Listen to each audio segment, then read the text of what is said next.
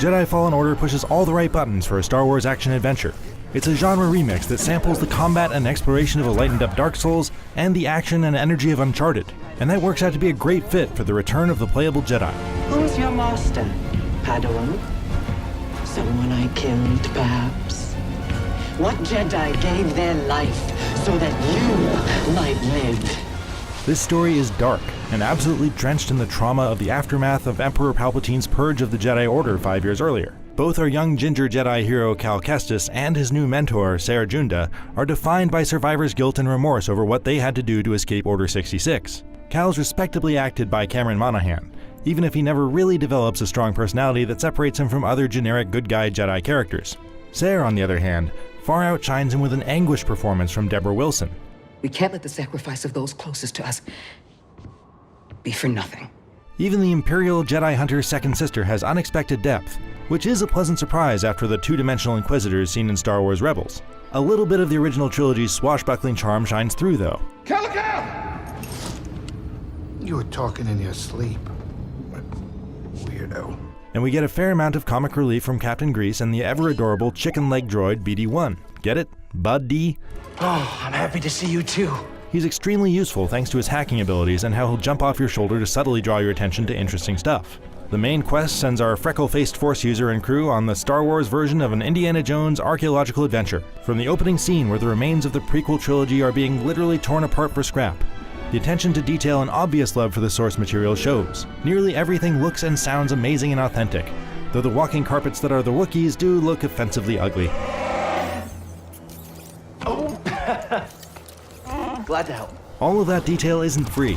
Jedi Fallen Order aims for 60 frames per second in performance mode on Xbox One X and PlayStation 4 Pro, but it doesn't always stay on target. Even a PC with a GeForce 2080 has trouble on ultra settings. And especially when you're entering a new area, there tends to be a moment of choppiness, but it passes before the action starts. This is a Jedi?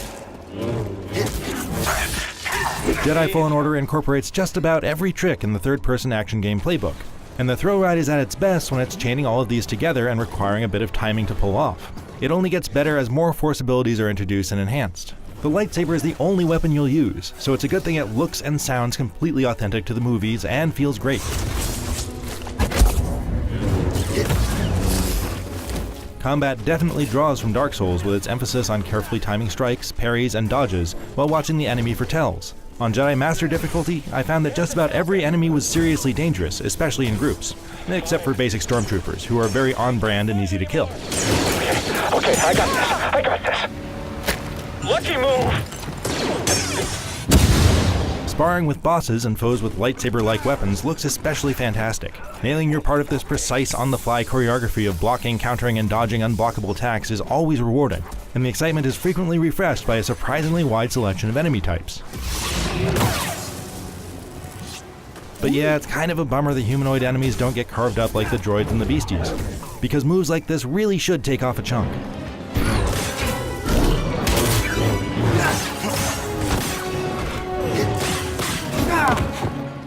Cal's collection of force powers is pretty conservative. It's mainly a time freeze, push, and pull.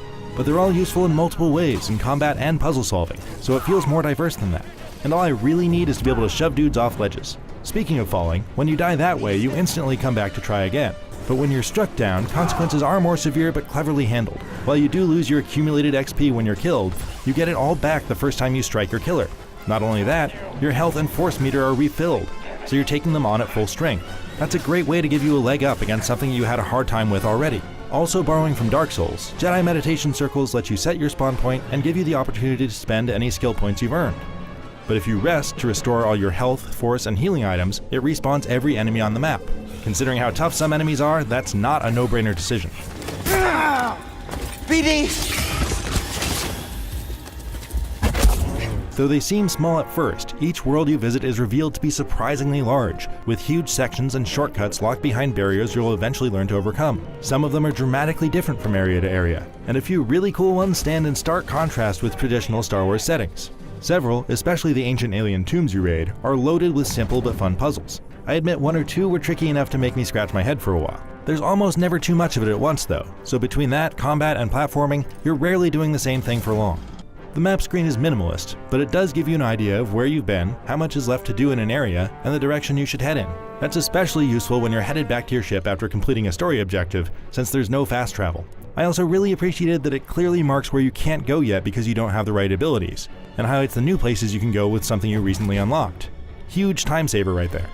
You'll find tons of cosmetic loot in chests and forced echoes, aka Jedi audio logs, and that gives you plenty of reason to veer left when you're told to turn right, or to revisit an old location. Sometimes you'll even find a chest with a permanent health or force boost, which kept me turning over every rock. You'll also gather a heaping pile of customizable lightsaber parts that let you personalize the hell out of it, but it's all cosmetic. Improving in combat is all up to you. Without spoiling the ending, Jedi Fallen Order sticks the landing with its story after around 20 excellent hours. It's wrapped up with a tough climactic boss fight and a thrilling finale, and there's no big cliffhanger to worry about. After all, we already know where the galaxy needs to end up by episode 4. And with the Force? Yes, with the Force. I know you said it could be overwhelming. Haven't gotten myself killed yet. It's been ages since we got a great single-player Star Wars action game. A strong cast sells a dark story while keeping things fun and loyal to Star Wars lore. And fast, challenging combat mixes with energetic platforming, decent puzzles, and diverse locations to explore for an all-around amazing game. For more Star Wars, check out 20 minutes of gameplay and our combat tips. And for everything else, stick with IGN.